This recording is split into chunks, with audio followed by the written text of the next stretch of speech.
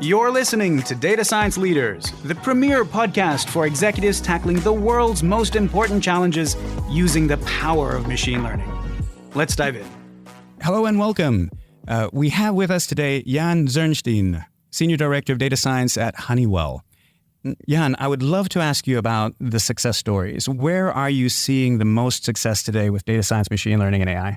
Yeah, thanks for that. It's really across the board. So for us, we have a mandate in the Honeywell Connected Enterprise, which is the business that I represent, to both drive digital transformation within Honeywell, so for the enterprise to become more data and model driven, and then also to apply advanced analytics in our product portfolio as well. So I think there's a couple of use cases we can talk about. One on the enterprise side, where we have recently launched a continuous assessment and monitoring service, where basically it's an artificial intelligence solution that looks for anomalies in processes. So we get to define what normal looks like based on both heuristics of the business. So we encode tribal knowledge as well as business rules. But then the AI looks through what does that data actually look like in reality in the wild? And where are the outliers that we can talk to the business about, create potentially new rules for normal, as well as then flag true abnormalities to follow up from a compliance and auditing perspective. So I would say that's an internal use case that we're very excited about and has the opportunity to scale across many different business functions than what is being applied to today. Yes. Well, anomaly detection is one of those technologies which I think everybody thinks has incredible potential, but so many organizations struggle to use effectively. There's often this constant challenge between precision and recall, and lots of how do we manage to get to minimize the number of false positives while capturing these very, very impactful rare events? Is there a way that you've been able to do that? Is it through some sort of a constant iteration and getting feedback from the users and adjusting, or how do you do that effectively? Yeah, that's definitely part of it. So from an outlier perspective, you can measure distance from normal. And so you can start on the far side. And those are usually then the ones that either you've discovered a new normal and they shouldn't be outliers at all. And that is through that feedback process that you mentioned with the users. Or you have that discussion about, okay, is this an actual outlier or not? So that you get into then a classification mode. I mean, if you think about anomaly detection, it's really an unsupervised learning algorithm. So there is no ground truth associated with it yet, but that's exactly the discussion that we have to have with our users to then classify it and raise it up for audit, for a business review, for somebody to give us that ground truth label at the end, and ideally also represent then a way to programmatically label a lot of other points near that parameter space as well, because then we don't have to rely on individual point labels. We can start coming up with a rule set of how to label the entire data set, so to speak.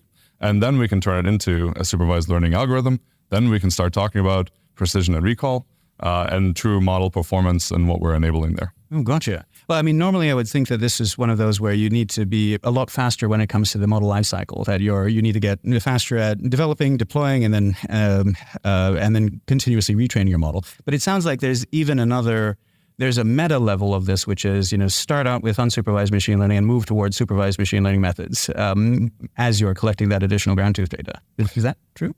That's part of it. And definitely in this specific case, yes. So for us, that's how we've really found value in talking to our users and to our stakeholders and to keeping them engaged, which, if you saw my talk yesterday at Rev 4, was all about the winning hearts and minds and ensuring AI adoption.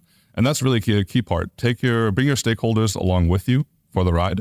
Have them experience the data like they've never before, and then have them be involved in the solutioning of what that AI solution is going to look like. And through that outlier detection, through that anomaly, through that outlier hunting, I think I called it in the talk yesterday, it really does that. It brings them along. And in terms of the model development, I mean, definitely an area where we're still maturing as well, from a platform, from a technology, and from a standard process perspective. And definitely have an opportunity to go faster there. Absolutely. I mean, it feels like one of these scenarios, that anomaly detection and outlier detection is one of those situations where you can tell wonderful stories around it. It's like, hey, we found this, and if we didn't find this, it would have cost you a boatload of money. Are you finding that it's possible to, well, I haven't heard that many people use that approach though, But I was curious whether or not that is an effective approach to going and getting ongoing awareness for what you're doing. It's like, well, those outliers that we caught, if you had quantified them, that would have been X million dollars that you've been saved by what we do. That's absolutely right. And especially when working with our compliance and audit function, I mean, beforehand, they had a random approach to audit. And so if you look at, we heard yesterday about the base rates of events. If that's 10% across the population and you sample 1%, you're not going to catch very many of them if you do it randomly. So from an outlier detection perspective, it increases the chance of detection. And that then is quantifiable of what have you actually found. Lets you then put that case study across the organization and lets others come forward and say, hey, that's similar to a problem I have, and gets our flywheel turning and other use cases we get to work on. Excellent. I was curious when it comes to outliers, whether or not there's an effective way of weighting the outlier by the business impact that it would have, because presumably there's, they're outliers and they're outliers. They're outliers which, if it went through and the mistake was made, it doesn't really make a whole lot of difference. But in the same context, there was other ones where it would be extremely, extremely detrimental to the organization. Is there a way of doing that programmatically, or is this really just sort of trench warfare of working with your business users to understand exactly what the business impact is of each different kind of outlier? Yeah, and here's where my lawyers are going to be proud of me. It depends. So there are cases where the value is clear enough. The impact of again, true positive versus a false negative is clear, and you can make that calculation and you can put a dollar amount to it.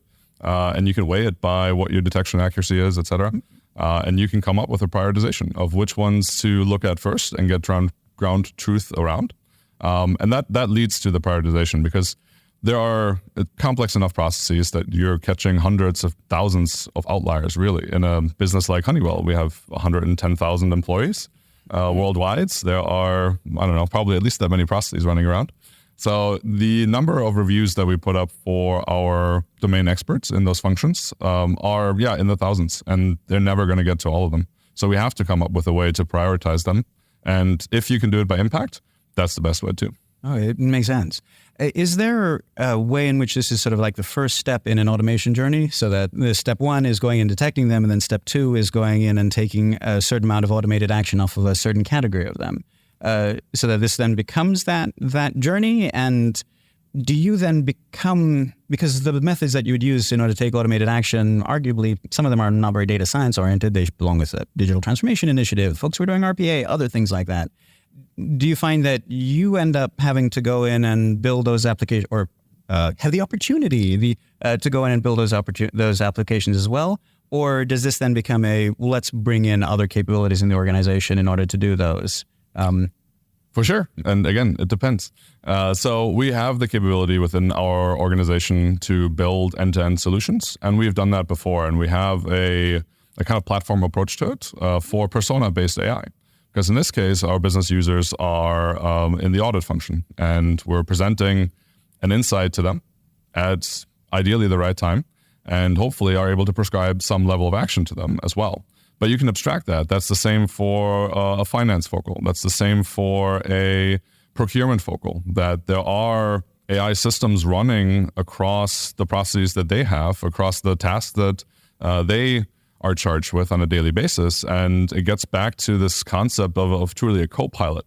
And whether it's through generative AI or through these more traditional shallow learning systems, and often in most cases, it's that co-pilot that you then have to augment your daily tasks and to give you more insights than you would have been able to glean individually, or at least in that time frame. So that's for us then, where that's the next step towards that automation. And once we have enough of that ground truth gathered as part of what actions were taken and which ones weren't, that then in some of these processes has us comfortable enough to start automating some of them. Excellent. For a lot of organizations, they have this sort of last mile problem. So they can solve it, they can create a model for it, but then how do you get that into the hands of end users, or how do you go in and implement this in various systems? And very lucky teams have dedicated developer resources elsewhere in the organization that support them. Unlucky teams find that they don't have those, or that those other teams are fully committed. They've got other priorities and incentives, and they can't get those resources themselves, and so they end up having to kind of figure out ways to do it themselves.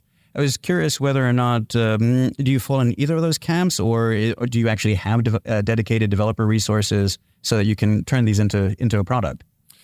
I would say we fall in both camps. So we have some developer resources that we can leverage, but we never have enough. And so we partner with a lot of different organizations, whether it's engineering or enterprise IT or other functional teams that happen to have software engineering talent in their organizations to deliver those solutions to them. Products for us, we talked about this use case, it's internal, but we also have external facing products, and my teams are charged with including and embedding really advanced analytics in those products as well.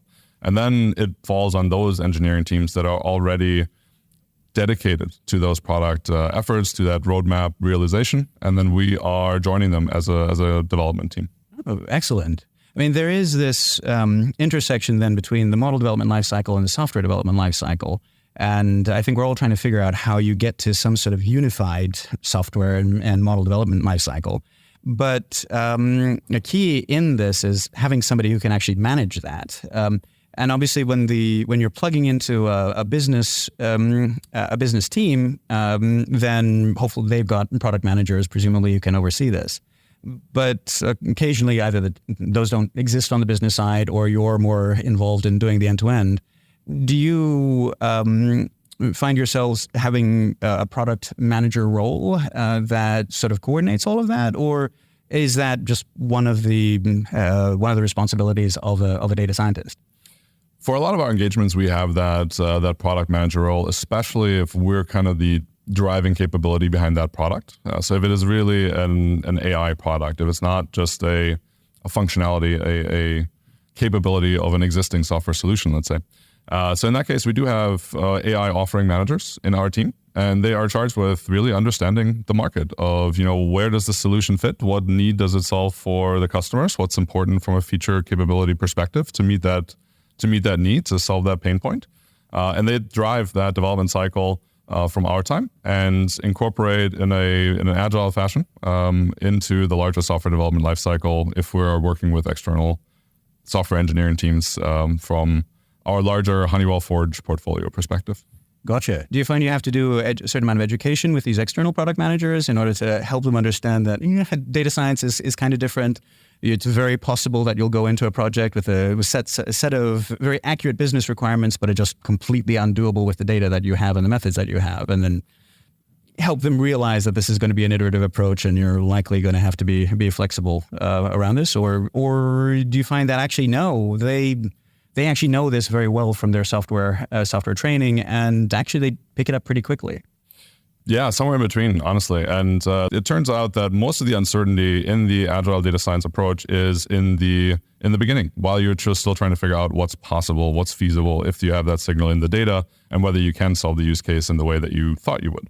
And so that needs to be, time constrained on one side. How many things are we going to try? How many different data sets are we going to bring to bear? And that does need some explaining from an external product offering or product management perspective, because from a software development lifecycle perspective, it's all, maybe not all, but it is fairly straightforward to estimate efforts because they are tasks that the individuals are very familiar with, and there is a right way to do it. There is no ambiguity of what might come out on the other side. It's not a question about whether it can be done. It always can be done. It's just a question about the resources that would take to get there. That's exactly right. So I don't think I've ever met an organization which doesn't have anomaly detection use cases. It feels like it's probably the most widely applicable set of use cases. Any data set you have is likely there's an anomaly detection use case embedded in it. But again, it's much easier said than done in terms of actually applying it and driving value off of it. Any best practices that you've been able to glean? Any advice to folks who are embarking on this? Yeah, I think starting with anomaly detection has really helped us. You get to these conversations that start with, that looks weird. And that is a jumping off point of a lot of innovation that we have had, right? Of insights that weren't rooted in business practices and domain expertise. So anomaly detection definitely is a fertile field. We talked about it a little bit before. Tying it to value gets to that classification, though. You need to be able to turn that into an actionable outcome, and you need to be able to tie that to either prioritization to impact, ideally to dollars. Everybody loves talking in terms of dollars. You can compare it in scorecards and metrics across very many, a lot of organizations. So getting the value tied to the outliers, I think is probably the most important thing, because that's what makes it real for people. Well, that, and it sounds like also being able to deliver value incrementally, so that actually even before deploying this model, you're already delivering value by giving the business insights that are potentially very valuable. Yeah, and that's how you kind of turn that flywheel of then the future features that are going to be part of the solution. You're going to be solving more of those tasks that are involved in this process. And you really get to understand from the business perspective where the rest of the value lies. And again, you're involving the stakeholder, you're getting them committed to it, and that increases your chance of adoption tremendously. Wonderful. Well, Jan, thank you very much. Congratulations on your success, and thank you so much for sharing your advice. Thanks very much, and thanks for having me. You've been listening to Data Science Leaders from Domino Data Lab. If you found our discussion insightful, be sure to subscribe to never miss an episode. Your support helps us deliver cutting-edge content and keep the data science community informed and inspired. We appreciate every review. Until next time.